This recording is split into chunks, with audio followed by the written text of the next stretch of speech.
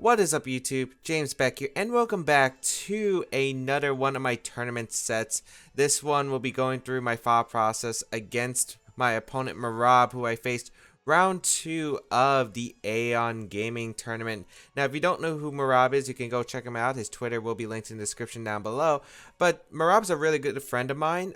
We actually talk a lot, and he has quite a few accomplishments. In 2015, as a senior, he got top 8 at US Nationals. In 2016, he won Massachusetts Regionals in seniors, as well as got second place at US Nationals that year in seniors. And then 2017, he attended London Internationals and ended up making day 2. So he has quite a few accomplishments and has definitely played this game at a high level. And yeah, I'm really glad to fight him again, because the last time we fought was actually at another Aon tournament where I took that set. But let's just get straight into it. His team was the Kangaskhan, Volcarona, Landers Varian, Tapu Fini, Mimikyu, and the Latias. My team was the Salamence, Milotic, Tapu Bulu, Entei, Aegislash, and Tapu Koko. Now, actually, I happen to knew quite a few things about Mihrab's team because he was talking about it earlier. So I kind of knew a bunch of like the ideas and sets. So I already knew basically my game plan.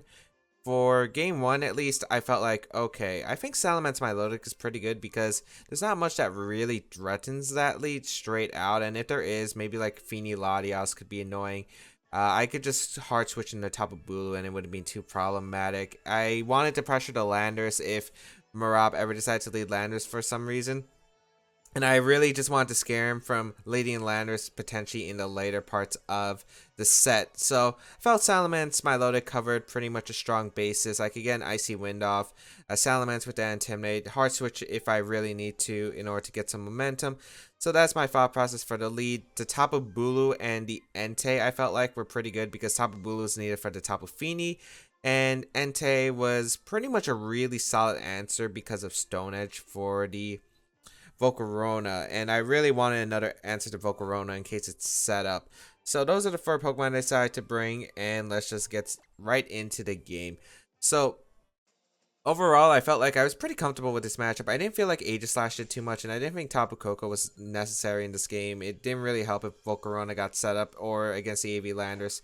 My opponent's going to lead the Kangaskhan Volcarona here, as I will lead with my Salamence Milotic, and I'm in a pretty good spot right away because I get Intimidate off in a Kangaskhan. Volcarona's not really a threatening Pokemon to these 2 Pokemon, unless it carries the Hidden Power Ice for some reason. But knowing Mihrab, it's a Quiver Dance set most likely. So he withdraws his Volcarona turn 1 and goes down to Tapu Fini.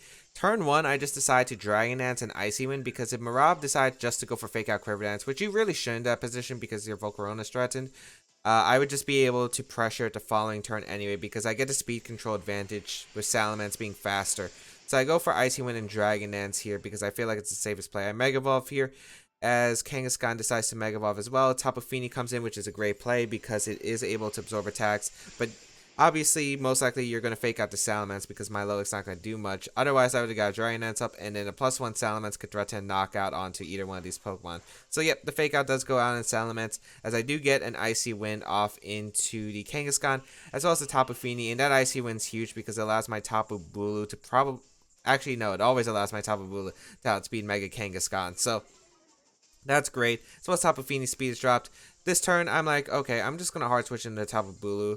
I think a Moonblast is probably coming out into that slot. He could Calm Mind up here, but either way, Tapu Bulu is in a pretty good spot, and it can do some work in this matchup. And I want to save Salamence for later. I'm just going to protect my load because I expected a Double Edge into that slot, and I didn't want to risk my loaded because my loaded could be useful against the Landers potentially in the back.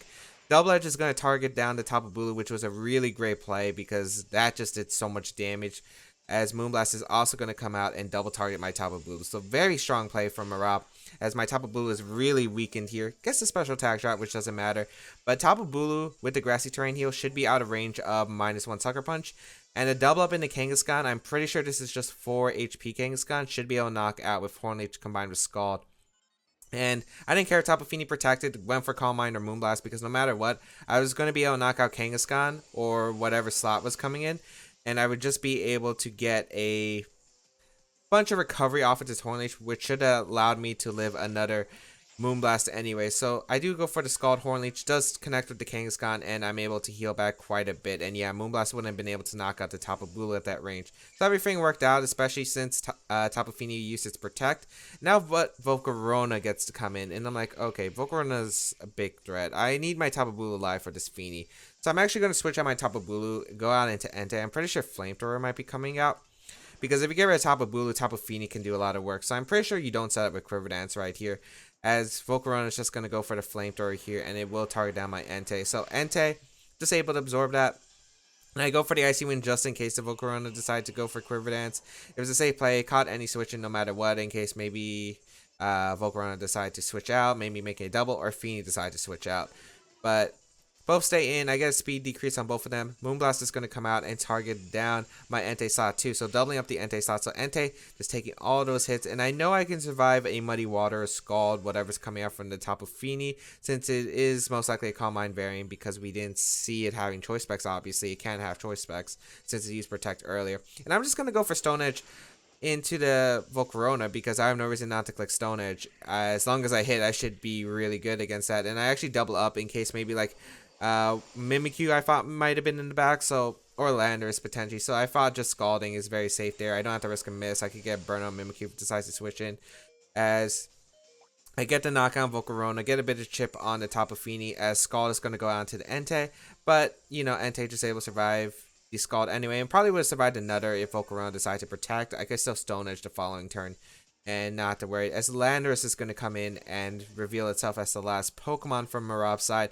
That's going to drop an Intimidate on both of my Pokemon. However, my Milotic, one, has the competitive ability, which gives me +2 special attack, and I have the Adrenaline Orb, which actually gives me +1 speed as well.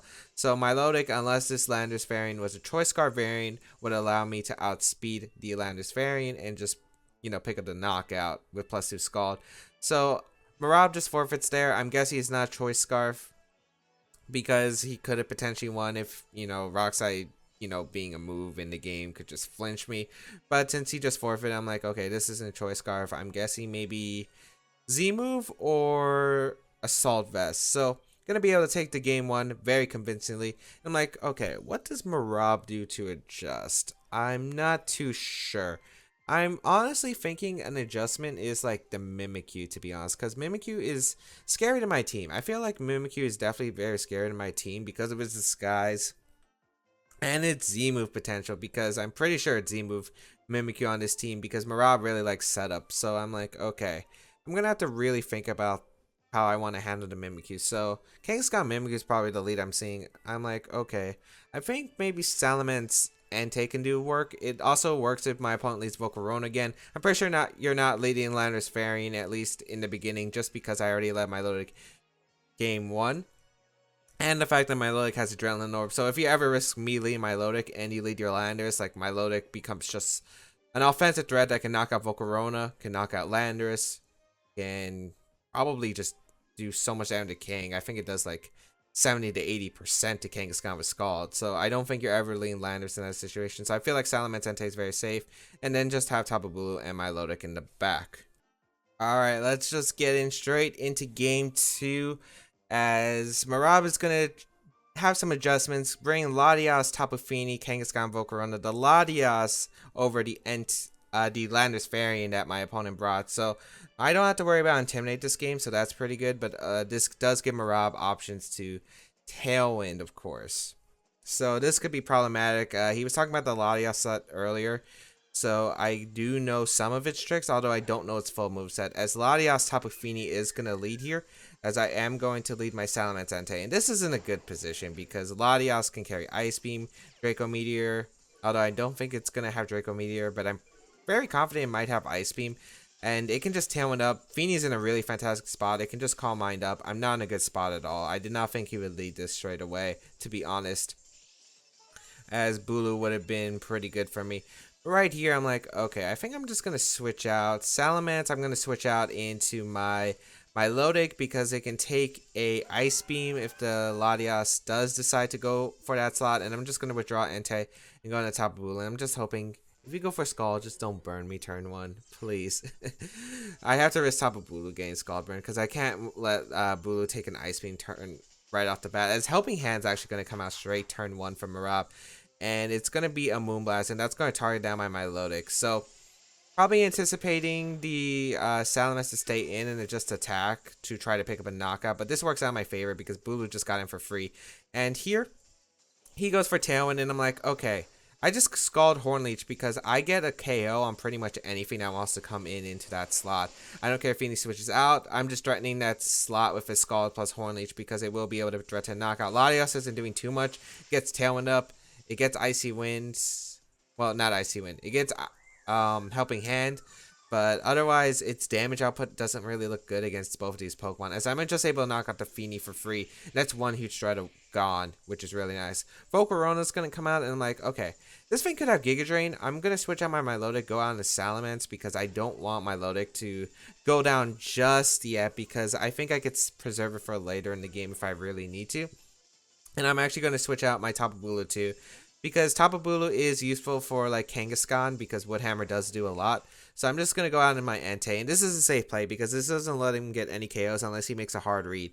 Psychic going to go out into the Salamence slot, which I was not anticipating at all, as Quiver Dance is going to come out from the Volcarona. So I'm like, okay, Volcarona's a threat, but it shouldn't really be able to do much to my Entei here. As Mihrab here is going to make a protective Volcarona basically playstyle or game plan for this game, because Kangaskhan's going to come in for the Latias. I'm going to retreat my Salamence because I think Salamence is worth keeping this game. So I felt like my Milotic was a safe play because I didn't want to lose my Salamence yet, because Intimidate is so useful for this game, I feel like, because Kangaskhan could have been a threat later. I Stone Edge the Volcarona just to be safe in general. But right here, get a bit of grassy terrain, which is nice. And now I'm like, okay, he could get a Drain, knock my Milotic out. I don't mind. Because if he does that, I just get a free switch in Salamence, get Intimidated on this Kangaskhan, and then there's no way he's knocking my Entei out. So, Fake Out is actually going to come out into the Entei, and I'm like, okay, that's fine. As I did try to just Stone Edge the Volcarona, as he does go for a second Quiver Dance. So now that Volcarona is +2, I actually go for a Icy Wind here because I want to outspeed the Kangaskhan. This is the last turn of Tailwind. So Icy Wind will allow me to outspeed. Well, the Icy Wind will allow me to outspeed this Kangaskhan after Tailwind peters out, so I can Stone Edge the Volcarona, and I don't have to worry about Double Edge knocking out like Entei after like a Heat Wave before I get to knock out the Volcarona. So if he wants to trade Volcarona for Entei, as long as I don't miss Stone Edge, I'm perfectly okay with that. As here, the Grassy Terrain and Tailwind disappears, as Mihrab is going to make the play of switching out Kangaskhan and go out into Latias, which is a good play. I actually just went for a Scald in the Kangaskhan and a Stone Edge in the Volcarona, because Scald, getting that chip damage to put the Kangaskhan in range of Double Edge, I felt was pretty safe. Although I think I should just Icy Wind it again, to be honest, because I think it would have been just fine to get an Icy Wind, especially if Latias came in. As I get the burn on Latias, which is nice because it's going to chip away its health. And here, I'm like, okay, I'm not risking Helping Hand Z-move in the Entei, and I'm pretty sure if you have Z-move, you're going to go for it now. As Mihrab actually does go for the Z-move, it's not going to be Helping Hand boosted, so I'm actually not sure this knocked out Entei. I'm pretty sure it might have. I'm not exactly too sure on the roll here, but this is +2 Volcarona, and I'm like, okay, I'm not risking it. I'm definitely not risking it. You're going for a Z-move here if you have it. As Inferno Overdrive is going to come out into the Entei slot, and this does a good amount. It does 46 HP, and I'm pretty sure that would knock out my Entei if I stayed in. As Latias is going to Tailwind, and I'm just going to Icy Wind because I get free chip on both of these Pokemon. And Scald damage doesn't matter on the Volcarona because Double Edge knocks it out and Stone Edge knocks it out, which are my two main ways of knocking out Volcarona. And Scald at +2 is not going to do much anyway. I'd rather get chip on the Latias, which could help later in the game. And maybe Icy Wind, if I get enough and he doesn't set up another Quiver Dance, can set up for a nice Salamence endgame. Helping Hand going to come out from the Latias, and the Giga Drain is going to actually come out. So the Giga Drain is finally revealed into my Milotic. So my Milotic is going to go down here, which I do not mind because I'm like, just hit the Stone Edge and I should have this game almost guaranteed. So Stone Edge does connect, fortunately, with the Volcarona. So Volcarona does go down there. I was fine knocking out that Volcarona. It would have knocked out my Entei anyway. He would have needed like a hidden power ground or rock or something. As Kangaskhan is going to come out, I do get Salamence in, and I will intimidate the Kangaskhan as well as the Latias. I do want to stall out Tailwind, and I feel like Bulu is a very safe play because I can go out of Salamence, get the Intimidate, switch hard into Bulu, and get another Intimidate into Kangaskhan later. And Salamence seems more useful to Bulu than me, so I'd rather go into Bulu, get 2 Intimidates on the Kangaskhan, and then after Tailwind expires, I can just double edge one of these Pokemon. As Latias is going to go for Helping Hand here, as I tried to go for the Will-O-Wisp in the Kangaskhan, and Double Edge is going to come out. I did not think this would actually knock out Entei. Well, actually, it probably should have. Now that I'm thinking about it, because the Kangaskhan would have been at neutral with the Helping Hand boost. So Kangaskhan does take the recoil that I think I need for Wood Hammer or Double Edge just to pick up the knockout. So I will just go on a Salamence, and I have absolutely no reason to not protect Salamence because this Kangaskhan is -2. Ice Beam plus -2 Double Edge does not knock out Tapu Bulu, and it, yeah, Helping Hand, Double Edge shouldn't knock out Tapu Bulu either. So the only way you're knocking out Tapu Bulu is if you get a crit. That's the only way you're knocking out Tapu Bulu. So I go for the protect, and I just Wood Hammer to Kangaskhan because I think Wood Hammer should just be able to pick up the knockout onto Kangaskhan. I mean, it's grassy terrain stab. As Recover is actually going to be shown from the Latias, as Kangaskhan did Double Edge into the Salamence. So this Latias doesn't have Ice Beam, which was really interesting to me. So get to confirm that. Wood Hammer comes out, and the Kangaskhan does pick up that knockout. So Kangaskhan does go down as Tapu Bulu is taking some recoil. But here I'm like, okay, Tailwind peters out now, right? So I should just be able to get a Double Edge Wood Hammer off, and I should just be able to win the game. So Double Edge going to come out from Mega Salamence, going to target on the Latias, and it actually just picks up the KO straight away. So very impressive Mega Salamence. Even with the nerf on Aerial 8, you're still doing really good work, as I am going to be able to pick up the win against Mihrab. It kind of sucked that we had to play early because I honestly wanted to see... I didn't want to face Mihrab early in the tournament because I wanted both of us to top cut guaranteed. But, you know, we had to play each other. And yeah, so that is going to be it. That's basically my thought process throughout the set. I think it was pretty straightforward. I just never wanted to let him set up the way he wanted to, because if I basically got rid of the Feeny that game, just try to handle the Volcarona in the position where Entei could put in a lot of work. Like, Entei put in a lot of work against that Volcarona. Entei always pressured the Volcarona, which is really nice. And my opponent didn't have a way to knock out Entei effectively, especially with Feeny gone early in the game. And, you know, just having Salamence in the back, I kept my Lodic around, which was really nice. Like, I did risk it on Giga Drain on a few turns, but I didn't really need my Lodic at all. Like, if I got an Icy Wind, great. If my opponent KOs it, I get the free switch in, which I think is better for me. So no matter what, like, I was okay with risking my Lodic on a few turns. But that is basically my thought process throughout the set. I hope everyone did enjoy this post-commentary analysis of my set against Mihrab at the Aon Win-a-Switch tournament. If you did like it, please leave a like down below. Show some support. You can go follow Mihrab on Twitter if you want to go check him out. You can check out the rest of the stuff that I have down below to offer on this YouTube channel, as well as on my social medias. But otherwise, have a great day, people. I will catch you around in another video.